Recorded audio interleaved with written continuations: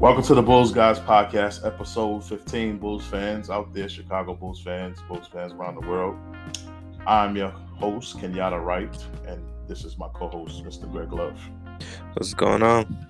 Got a great show today, Greg. We're going to talk about the MVP discussion. Who's the MVP, Demar or Embiid? Also, how will the Bulls fare later this month when Alez Caruso and Lonzo Ball get back? We're going to go through the numbers, see how better the team was before they got injured.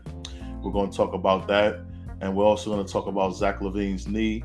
He made a comment today that he's been playing injured all along. Plus, we're going to tap into that and his relationship with Billy Donovan. All of that and much more after the break.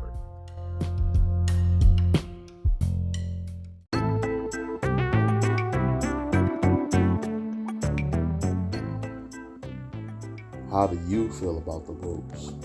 How would you like to be on our show, the Bulls Guys Podcast, and give your thoughts on the team? Send us your emails at talkingbulls82@gmail.com, and we'll be glad to have you on.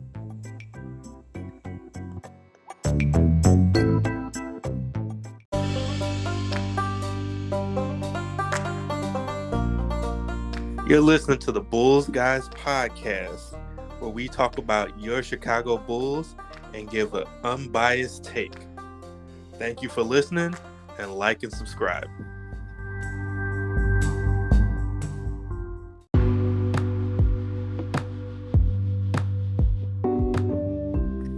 All right, back on the Bulls Guys Podcast. So, Greg, Embiid and DeMar DeRozan have been lighting it up all year.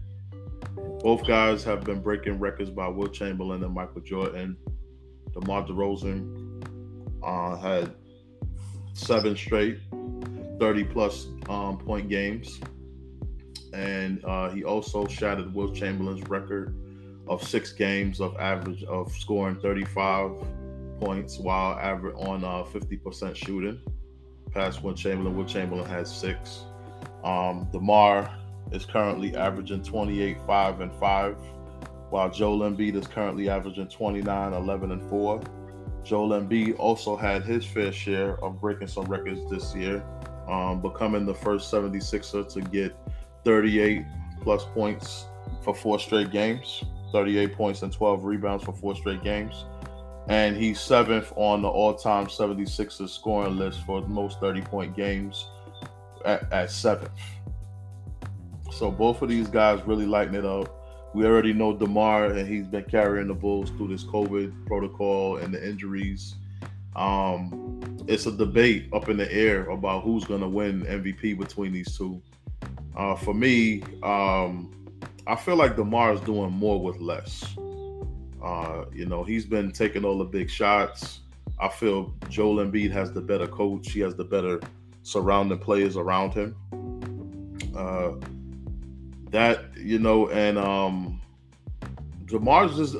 DeMar's getting. What I found most crazy is that they're both tied with 66 steals, and Joel Embiid is a center, so I wouldn't expect him to get 66 steals right along with DeMar.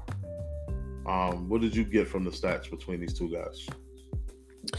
Yeah, so I mean, like you stated the stats. I looked right at them, and I think going forward, DeMar will end up pulling ahead, right? Like if we're looking at it neck and neck right now, I think DeMar will be ahead by the end of the season. And it's basically from what you said in doing more with less. And I think that James Harden addition that the Sixers made is going to take away from Joel Embiid's case for MVP. Like, not that Zach is a slouch or by any stretch of the imagination. Right. But if we, like you said, you look at it, DeMar has been coming up clutch on several different occasions. He did have that crazy streak of 35 plus points and shooting over 50% from the field. Mm-hmm. And if you look at, with Zach being in and out of the lineup, missing key guys, things like that, DeMar has been stepped up. And for the most of the season, when Zach's out, has been their only real, legitimate, consistent scoring option. So you take all that into account. Like I said, plus the addition of Harden, I think DeMar will pull ahead by the end of the season. And I don't want this to come off like a homer take because he's a Bull or anything like that. But I think, like I said, to me, that addition of Harden is what sets it apart, really, because Zach is playing injured as well, whereas Harden's going to come in and he's going to do what he does, and it may elevate the team. But as far as I feel like Joel's case for MVP is going to take away from it. I think for Joel Embiid's size, he's supposed to be doing what he's doing. I don't want to try to make it seem like it's easy to do. It's not easy to do, but we're talking about a guy that's a guard that's shattering Will Chamberlain scoring and rebounding records. Demar's he's just been amazing, man. So has Joel Embiid. You know, both of these guys neck and neck. If you go by points, Joel Embiid edges him in points and he edges him in rebounds. Demar edges him in assists per game. But total assists, they're tied with steals. But yeah, Demar has them with steals because assists, because obviously Demar's handling the ball more. I would have to give it to Demar because the Bulls are expected to not really do well based on their circumstances, and for him to carry the team through COVID protocol, playing all these different starting lineups. I also don't want to sound like a homer, but the Sixers only lost one player that really mattered, and that was Ben Simmons, and he wasn't really special a part of what they were doing. So when you take that into account, I would have to give it to Demar.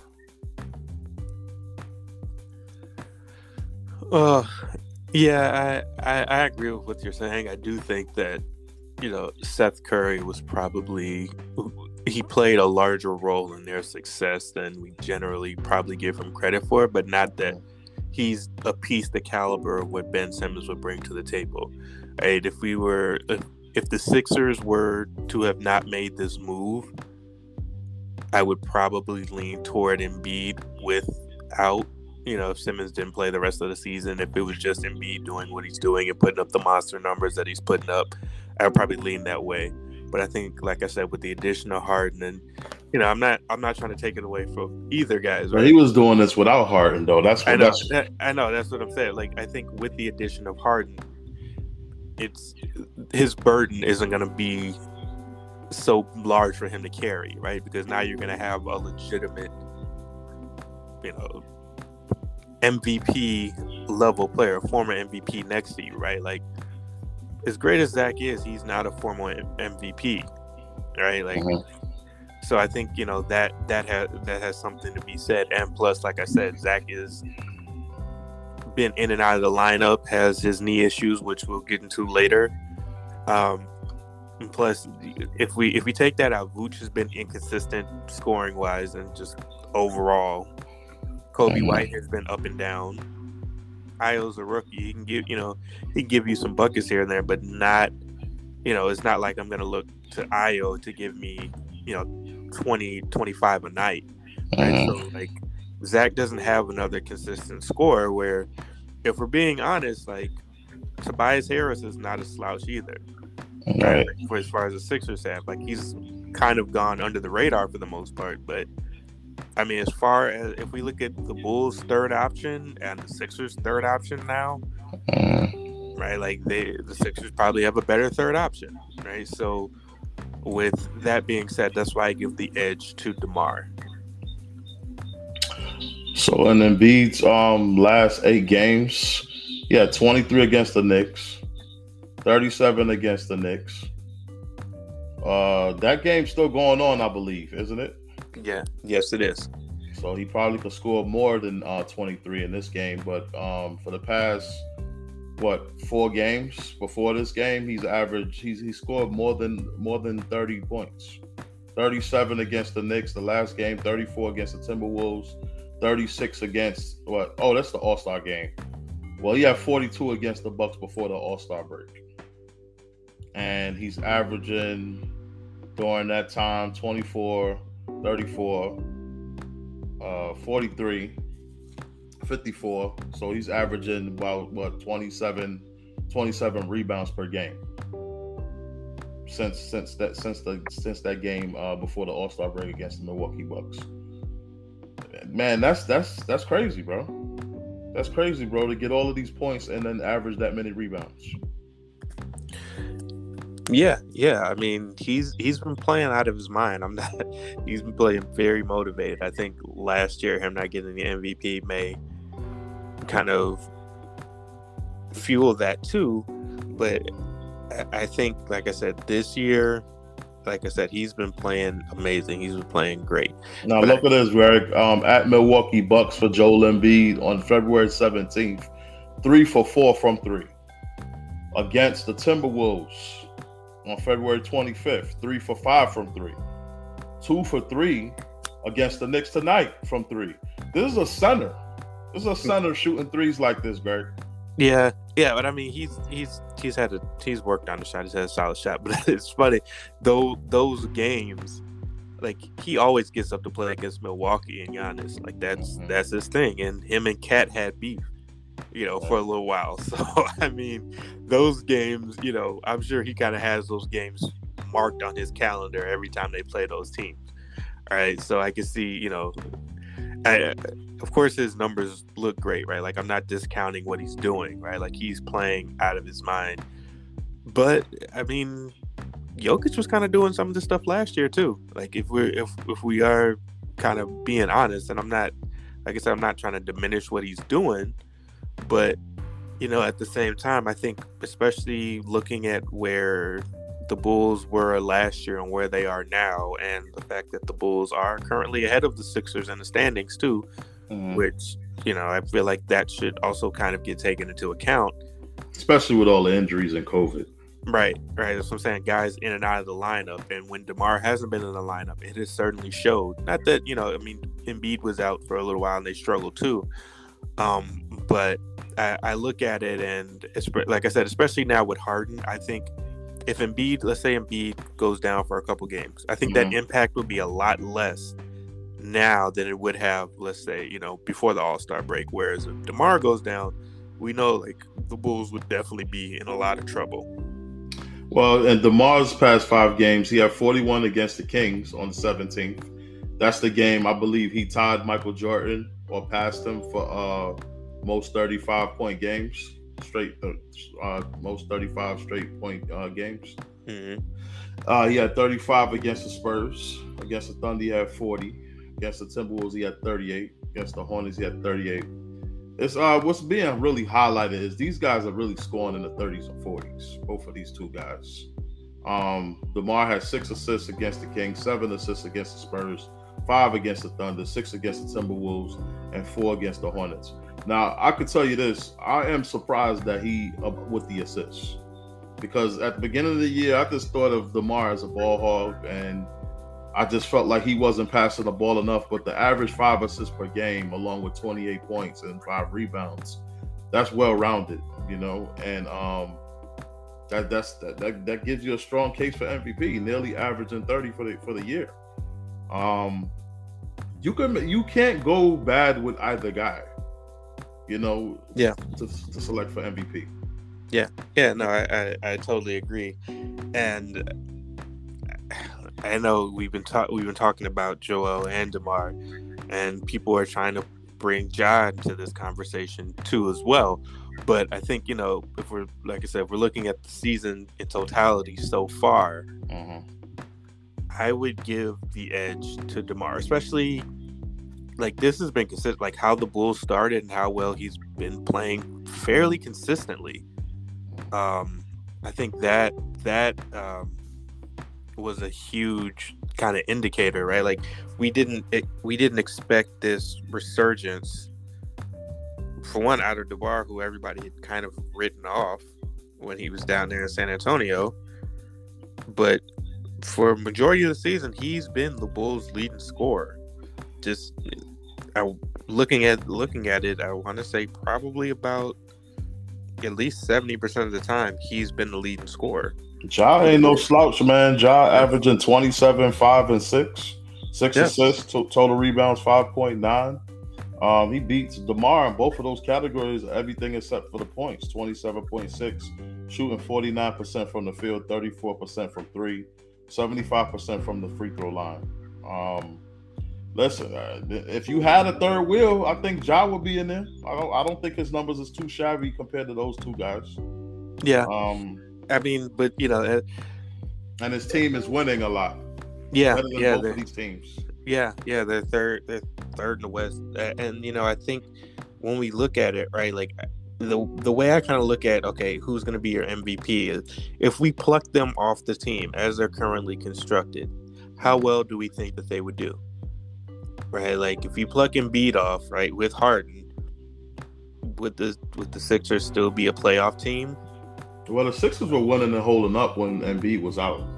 But I mean, like I'm saying, especially with Harden, would the Sixers still be a playoff team? Probably. Mm-hmm. Would the Bulls be a playoff team? We would like, if we're being honest, we'd like to think so. No, it wouldn't be. If last year is any indication, because it's it's not exactly the same thing, but if last year is any indication, probably not. Or if they would definitely be a play-in team. Mm-hmm. If you take Ja off of Memphis, are they a playoff team? Possibly. They're still pretty talented with Jaren Jackson Jr. down there. Like they still have a lot of talent around. Like like I said, the Bulls are currently constructed with the hop of Zach, with the inconsistent consistent Kobe. Io as a rookie, as those are kind of being your leaders with Lonzo out, Caruso out, Pat Williams out. If we look at Demar and how he's playing, like he's been really holding them up, if we're being honest. So again, that's why, at least for me, I'm kind of leaning towards Demar. And of course, this could always change, as we get to the end of the season, see how it shakes out. But at least right now, that's where my mind is at. Yeah, but there's some other couple guys that's also responsible for us having that record, and we're going to talk about them when we get back. Would the Bulls have been light years ahead in the East if they had Lonzo Ball and Alez Caruso? Their defensive stats says a lot. We're going to talk about it when we get back.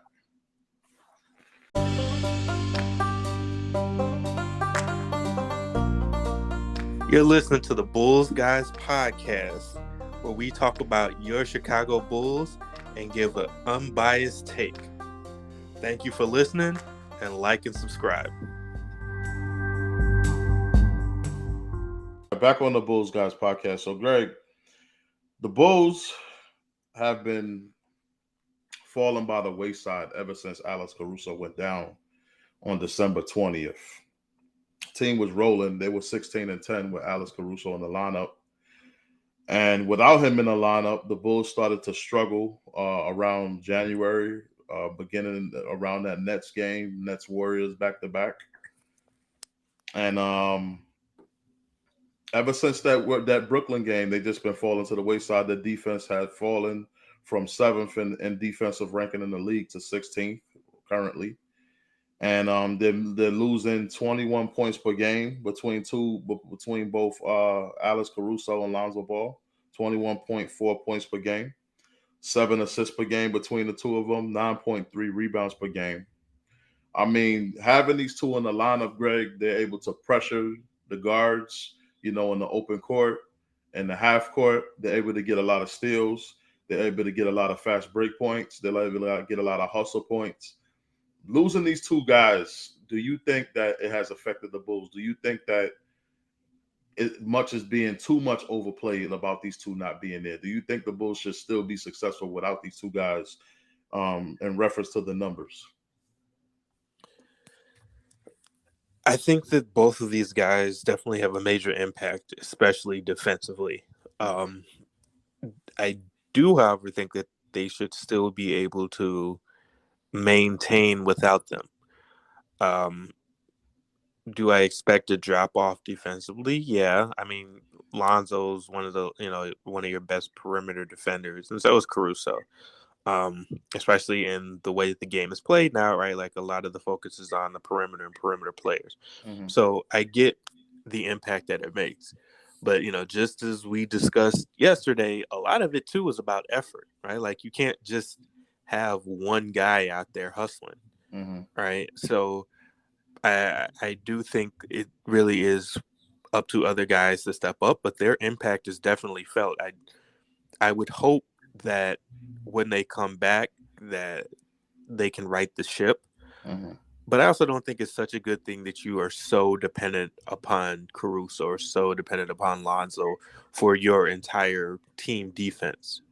Right? Like, you should be able to function without them. Like, will you be as good as you were? No. I expect to drop off.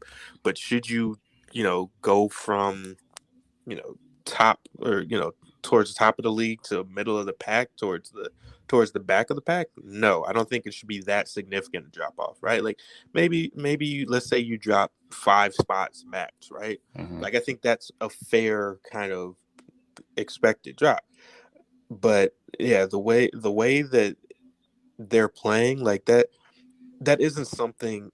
Effort isn't a Caruso fix, right? Like, Caruso can't force Demar and Zach and some of these other guys, Vooch, to get in the players, right? Like, with Caruso on the floor, it doesn't make a difference. He can't play defense on everybody. Yeah, and he's trying to coach on the floor. I'm gonna tell you this, Greg. I like when he runs the point because it seems like he's an extension of the coach on the floor. He makes the right plays. He doesn't force anything. He plays better at the point guard than Lonzo Ball, in my opinion. Lonzo Ball has been a very much a disappointment for me. I thought he would come over here and be that floor general that I've always been waiting for, and he hasn't been that bad. Lonzo's doing pretty good. At the point. But I just would like him to pass a lot more, and then he takes a lot of ill-advised shots. Even though his shot has improved, he needs to work on his shot selection. I just like Alez Caruso with the ball in his hands. I just like him on the floor with any lineup, with the bench or the starters, because it just seems like that veteran, experience that he has bleeded into the Bulls roster, where he just knows how to play. You could just look at him and tell that he's an NBA champion, that he's been in the playoff wars. He just knows what to do, and he's our most valuable asset on the team. But when you talk about Lonzo Ball, I think he has a lot to learn. I think he's still young. I think he has the intangibles to be way more effective than Alez Caruso, averaging 13 points per game. Um, he has the height, to see over the defense, to be a floor general, to see where his teammates are, to make the correct pass, to make those long passes. Um, Listen, both of these guys I think are important because we don't have any defensive pressure coming from our backcourt. Ayo is fairly young. I think he's still young. I think he has the ability to be, man, the way he guarded against Trae Young the other night, I thought that was brilliant. But then he had that fall off against Ja, and I'm like, maybe he needs a little bit more, experience, but I think he's coming along, but he's still kind of young. He's still kind of raw. Kobe White, we already know the story with Kobe White. He can't guard a fly. You know what I'm saying? So, and it's not, I don't know if it's on purpose or he just doesn't want to play defense or he just doesn't know how. But Kobe is not a good defensive guard. So we need these two guys back because we're lacking that defensive pressure. For when these guards bring the ball up, you need that pressure. You need those steals. You need to throw their ball handler off sides a little bit and get him a little confused, a little bit shaky, a little bit rattled, so he start turning the ball over. You need that energy from these guys, man. And the Bulls are just letting these teams walk the ball up. They're letting these teams run pick and roll against them constantly. I think Alez Caruso and Lonzo Ball also did well on the pick and roll. They're priceless guys. You know what I'm saying? They're not the highest scorers in the team, but they do those little things that you don't really see in the stat sheet all the time. And I think we need them. And Lonzo Ball, I know he has like 3 more weeks left. They said that he had surgery on his meniscus, and there was a Twitter video or video on Twitter of him dancing around with his daughter. So Lonzo Ball, it seem to be okay. But they said during the report it was a week after that time that he would begin his 6 weeks, and that would put him way along the line of March, the 3rd week of March. He'd be back. Caruso has been practicing with the team. He took the cast off of his wrist, and I've seen a video with him dribbling with both hands. He seems to be pretty well healthy. Flicking his wrist, flicking both wrists, so he doesn't show any kinds of signs of injury or nagging, in his wrist or either side. He seems like he's ready to go. I predict that these guys are going to be back. By the time April hits. Patrick Williams, they're taking their time with him. We already talked about him, and they're waiting for him to take full contact, but they're not ready for it yet. I don't know if I think Patrick Williams will be back before Lonzo. People don't understand when you have a knee injury, you can't rush that. And when you have a knee surgery, you definitely can't rush that process. So I think Pat and Alex will be back before Lonzo. Yeah, so I mean, from what I've been reading, they just said Lonzo's been ramping up his running, according to Rob Schaefer, NBC Sports Chicago. But basically what you said, they said that he's getting ready to be in that 6 to 8 week timeline that they said before. He's at week 5 right now. Mm-hmm. And it doesn't look like he's going to be back, close to 6 weeks. Like, it'll probably be more 8 weeks or so. So we're talking about the first round of the playoffs or whatever. Yeah, so it looks like it'll probably be closer to that. But still, like you said, about another 3 weeks.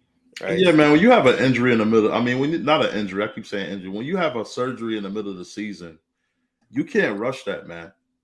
You can't rush that. It's all about the play and the rehab. Yeah, and then like you said with Patrick Williams and Alez Caruso, from what I've read or the reports, basically the thing with both of them is they want to have them both strengthen their wrists a little bit more before they even start kind of getting back into contact practices and things like that. Mm-hmm. So, like, I know Caruso, they said they're probably looking at another couple weeks and seeing where he's at. Probably the same thing with Patrick Williams, looking at another few weeks to make sure that the wrists are really good and able to handle contact. So, yeah, probably. Ideally, we would look at them all coming back around the same time. Mm-hmm. Realistically, I don't think that's going to be the case. I probably foresee, like, honestly, Caruso coming back first, mm-hmm. and then the other two coming back, after that. But, even, speaking about this, when Patrick comes back, like, you just have to find out where he fits in this lineup, right? Like, at least with Lonzo and, Alex, they've been playing, and even though they've both been in and out of the lineup at different times, but they've played more than Patrick Williams. Patrick Williams has been out since the 5th game of the season. Yeah. All right. So when he comes back, this was something that a reporter asked Billy Donovan. It's like, well, what do you do? Does he immediately start again? Does he come off the bench? And, Billy Donovan's answer was kind of no answer, really. It was just, I'm not opposed to starting him. I'm not opposed to bringing him off the bench. It all depends on if he has a minutes restriction or whatever. So it was really no answer. But that is, something that he's going to have to figure out, because we know when Lonzo comes back, he's going to start. We know when Caruso comes back, he's going to be coming off the bench. Mm-hmm. But like Patrick, what do you do? Because then there's also that chemistry. Like, he hasn't been in the lineup. Not that, he's been traveling with the team and everything, and he's still stayed active and engaged in the same way at Caruso, but he's not on the floor. So whatever chemistry these guys are building, right, now you have Patrick when he comes back. How does he fit in? What do we do with that? And I look at it like, okay, it's kind of a good problem to have, but it's still a problem. It matters, man, because Alex is averaging 8.4 points per game, total rebounds 3.9, assists 3.9. Lonzo's averaging 13, 5, and 5. 5.4 rebounds per game, 5.1 assists per game. I mean, come on, man. You can't ignore those kind of numbers. Like, those numbers, the Bulls need those numbers right now. They need those. You know what I'm saying? But Pat's stats is not really that much because he didn't really play this year. I think he's averaging around like 6 points per game. So Pat's stats is not really a big deal. Well, I look at Pat's stats, not necessarily 6'2" and 0.6 assists per game. He hasn't done anything. Only played 5 games. I'm looking at his impact, what it'll be defensively. Like last year, he was the guy that they put on, Durant and Giannis and everybody. Mm-hmm. And we already have Javonte, right? Like, so when Pat comes back, what happens with Javonte? What happens to his minutes? I wouldn't rush Pat along. I would, and Billy Donovan even said that in the interview. He said he's open to playing Pat off the bench. He's not really like going to rush him to start, and he said he probably would even start him. It all would depend on how Pat looks when he returns. But me personally, I would bring him off the bench. I wouldn't just throw him in the starting lineup. Kendall Gill was saying he would do that. I don't think that's a smart move. I wouldn't throw this kid right in the middle of the fire in the middle of the playoffs, and he's just coming back. That'll be like what a Michael Jordan type thing, but it will be 10 times worse. When Michael Jordan came back in March, and it just so happens these guys are coming back in March as well. What a coincidence. But I wouldn't do it. Bringing him off the bench, bringing him along slowly. First of all, let's just put it like this, Greg. I wouldn't have started him from the jump. I thought they rushed this kid into the starting lineup too fast. I mean, they played him in the starting lineup his very first year. And I thought that they should have, took him along slowly, you know what I mean? But this kid had a lot of pressure on him early on as a starter. And I told everybody he's not a starter. First of all, you start him at power forward, and I think he's a small forward. So it goes back to what I always say, Greg. They got to play guys at their rightful position. Yeah, I'm not arguing with any of that. But I understand your point. You saying, as far as like him starting or not, I wouldn't start him. I'm just saying what do you do? I'm not saying start him or not, but I do think that it's going to be important basically for them to come a decision. Like I agree. Me personally, I wouldn't start him coming back off an injury like that, especially with him basically missing the entire season as well. Mm-hmm. No, I wouldn't start him right off the bat. Like I would bring him off the bench and let him kind of build up his confidence too, coming off the bench and playing against some of the twos. But I also think, like I said, like he does offer you this defensive versatility because you can also, throw him, like if you're, throw another body at Durant, throw another body at Giannis, right? Mm-hmm. Like, so I think there's that as well. So really at the end of the day, if we're looking at it, does it really matter if you start or come off the bench, right? Like if he's playing 31 minutes, does it matter if he started or not, right? Like not that he will, but I'm just saying, does it matter? Like it is the way I look at it is, okay, if we're not expecting a lot from him offensively, what are you going to offer me defensively, right? Because that, if that's the need I'm going to have for you on the floor, cool. Like you got to give me something, because if you're not giving me nothing, I already got, I've had Javonte this entire season, so I know what he's going to give me. Right now, you're a little bit of an unknown because, yeah, you had flashes last year of how well you look defensively and offensively to a certain extent, right? So I kind of know that, but I don't know if you're going to be able to do that consistently. But at least I know from the very least this year what I'm going to get from Javonte, and by that time, what I'm going to get from Tristan Thompson, what I'm going to get from Derrick Jones Jr., right? Like I know what I'm going to get from these guys because they've been playing all year. Well, here's the thing, Greg. I'm going to take your point and what you're saying, and I'm going to connect it to what I'm trying to say. Pat will be fine. How will he be fine, Greg? You got to start him at his rightful position. Start him as small forward, or put him behind Demar, because Demar is a small forward. Bring him off the bench behind Demar. Gradually bring him along. You never know. He might start to develop into a power forward playing behind Demar, and we might be able to put him at the power forward then. But you brought in Tristan Thompson. You got Vooch. So you have your two bigs right there, right? Now I'm hearing that they're trying to get Robin Lopez. Personally, I would go grab Robin Lopez. I would. Because Bradley is not a serviceable backup for Vooch. I don't like Bradley in the game, and I'm not going to want him in there come playoffs because I don't think he's the type of player that could be in there in playoffs and come up with some key plays for us. He's a good player, don't get me wrong. He's in the NBA for a reason, but he's not a guy that I would want on the floor in the rotation come playoffs. So you have to go get Robin Lopez. And now when you have Robin Lopez, Tristan Thompson, and Vooch as your three major bigs, now you can move Javonte around too. You can move Javonte even to shooting guard, to be that third wheel. I don't know if you want him to be a third wheel because we kind of need him on the floor a lot more. I don't know how you're going to shuffle that with Kobe, Zach, and Javonte Green. But I just want our size to take over the 4 and the 5, Greg. And I don't know how Billy is going to do that now that he's implemented Javonte into a major piece of what we do. But Javonte's undersized. So we have this dilemma now with Pat coming back Now now I see what you're saying, Greg. Now I see what you're saying. It gets confusing. But me, the number one answer would be to play the big guys that have the size. Javante's undersized. Yeah, I have a feeling that's not going to happen. I feel like, honestly, from what Billy Donovan has shown me this year, I feel like he's going to still use Patrick Williams at the 4. Maybe he plays Javonte and Patrick Williams at the same time, puts Javonte at the 3 and Patrick Williams at the 4. But I think he's going to use this as more ammunition to play his small ball. That's just the gut feeling I have. I hope I'm wrong. I could be wrong.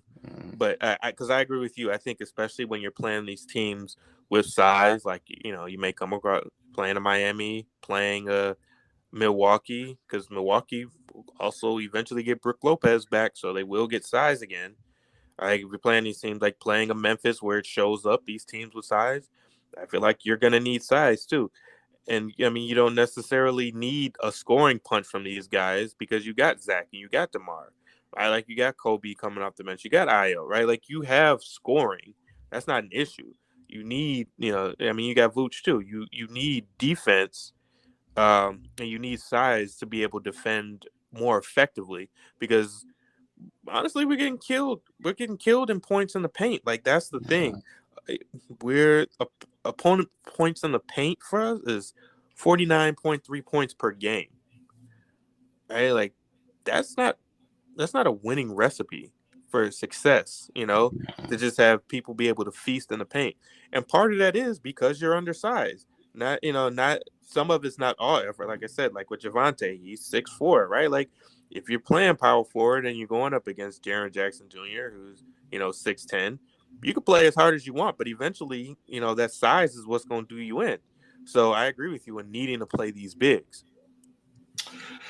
Yeah.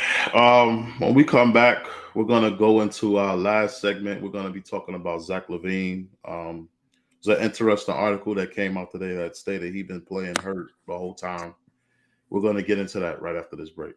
You want the most uncensored and unbiased podcast?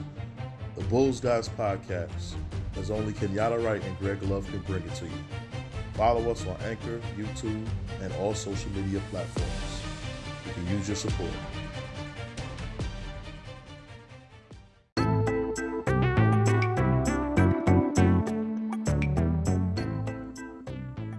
How do you feel about the Bulls?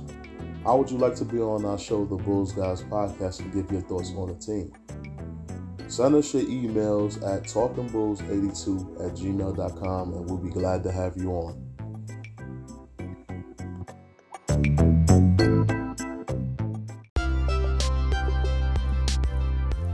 Thanks for tuning in to the Bulls Guys Podcast. Please like, subscribe, and tell all your friends about us for unbiased and unfiltered opinion on your Chicago Bulls. That's the Bulls Guys Podcast.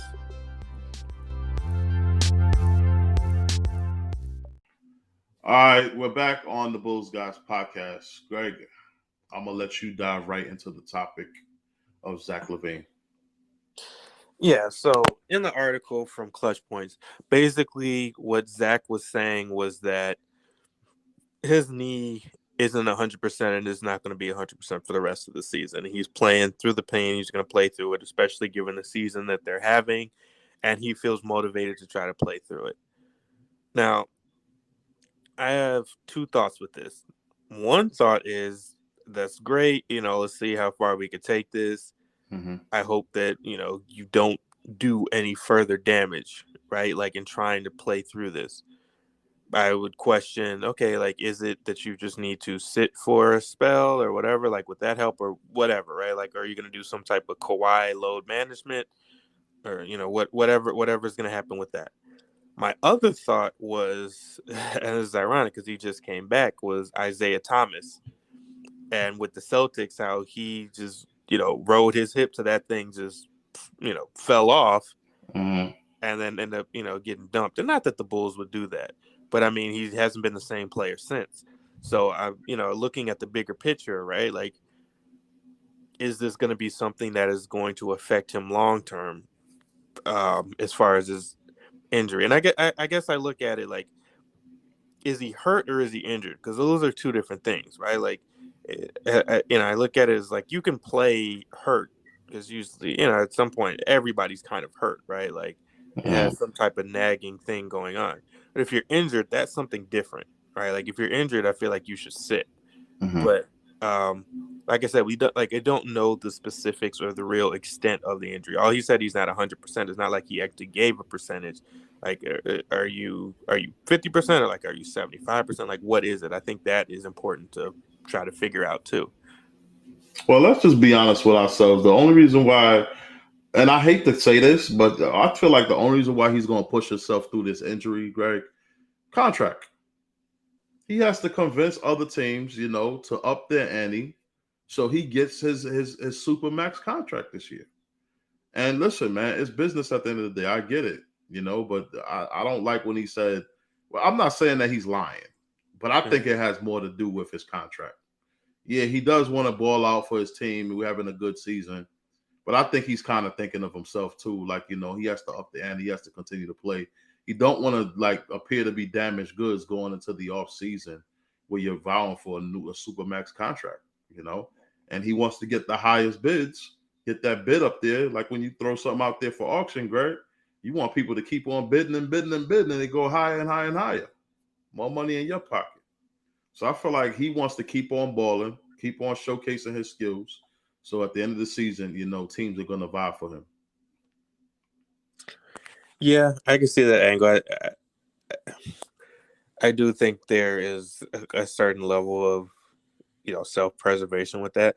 But I'll say this. I think that at the very least, even if he shut it down for the rest of the season, he would be able to get the max contract. Like you said, like now we're talking about really the difference between a max and a super max at this point. Right. So I think he has to get all NBA to get that extra $30 million, I heard. Yeah, he does. Because he already basically unlocked one portion of it in making the All-Star team. So really to get the Supermax, he has, like you said, he has to make all NBA. So if he's playing for that, we kind of got to see how that goes. But I think especially for somebody who's, tore up his knee before, I think he would be very cognizant if this would be a long-term type of issue or potentially risking a long-term injury to where he's going to compromise himself. Because I'm sure, like, if we're being honest, right, like I said, if he shuts it down, he can still get a max contract from somebody. Like, I'm sure there would be teams willing to pay him. I think, like the Kings would probably be a team, maybe like New Orleans or something like that. There would still be teams willing to throw money at him.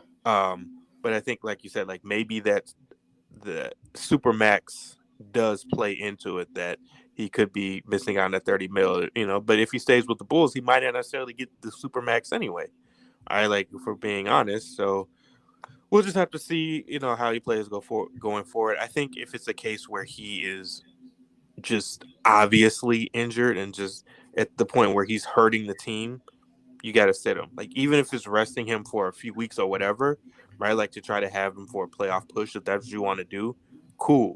But if he's still able to put up, say 25 points a game, or still able to play pretty well, right? Like I would let him play through it if he thinks he can. But the biggest thing that I focus on out of all of this, Greg, is that maybe that's the reason why he was sitting back and letting Demar take charge, because he knew he wasn't 100%. How long has this been going on? He already sat out twice on two different occasions for this knee issue, and he hasn't really said anything until right now. Yeah, he said since the Warriors game, really. Yeah. It's like if you look at the Warriors game, then that's kind of when. So, I mean, like you said, we don't know the real extent of it, right? Because like I said, he never really gave a number to what his knee actually is. We just know that it's not 100%, right? Like, it could be 99% for all we know, which he wouldn't be lying, right? It's not 100%, but I mean, if it's 99%, sure, go for it, right? So we kind of don't know what it is. Like, that would be, I guess, very helpful. And I'm sure he's in contact with, the Bulls training staff and everything about how his knee feels. I would just try to see going forward if it's a case. I think if it's a case where he's going to end up having to get his knee drained again, or if this is going to be a thing, then you'll probably see them being a lot more cautious and trying to give him the Kawhi treatment if he wants to continue to play. Man, Milwaukee and Miami is going to blows, man, back and forth, man, right now. 119 to 118 with 13 seconds, in this game. I got it on as I'm doing the podcast with the volume turned all the way down. But I'm seeing them go back and forth, man. I just wish the Bulls would have been going back and forth with Miami like that. But we'll get another chance. We got them one more game in Chicago, but they won the season series. So we would have to have an overwhelmingly better record than theirs at the end of the year to get that number one seed over Miami, Greg.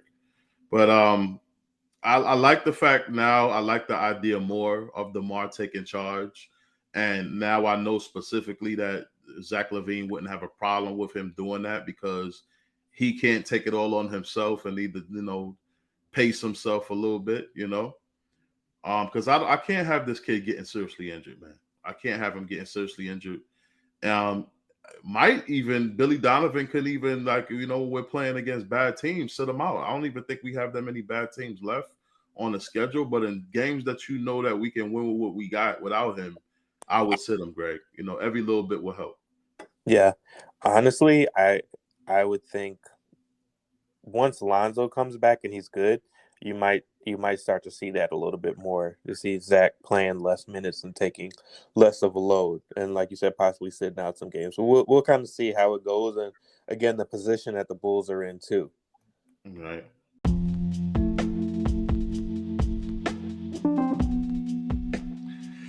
All right, fans. Thank you for joining us. We had to dive into all of this information as the Bulls guys try to bring you the most updated news. All of this news kind of dropped in our lap today, and we wanted to get it out to you fresh out of the press. And hope you enjoyed the show. Thanks for joining us tonight. Also, like and subscribe if you haven't done so already. Follow us on all the social media platforms: Facebook, Twitter. Follow us also on Spotify and the Anchor app, the home of the Bulls Guys podcast. Follow Greg on Greg Love at GLove1989. And please share us with your friends, family, that one dude who you see walking a dog all the time.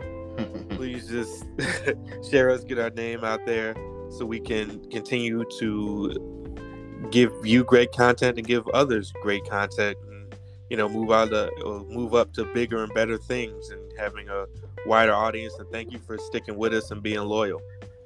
Also, leave your comments below on everything that we spoke about. We would love to hear your feedback as fans on all the topics that we discussed today. And thank you for joining us once again. Good night, Chicago. Good night, Bulls fans around the world. Until the next show, we give you another round and episode 16. Hopefully, Oli will be here for that episode. Good night. Go Bulls. Go Bulls.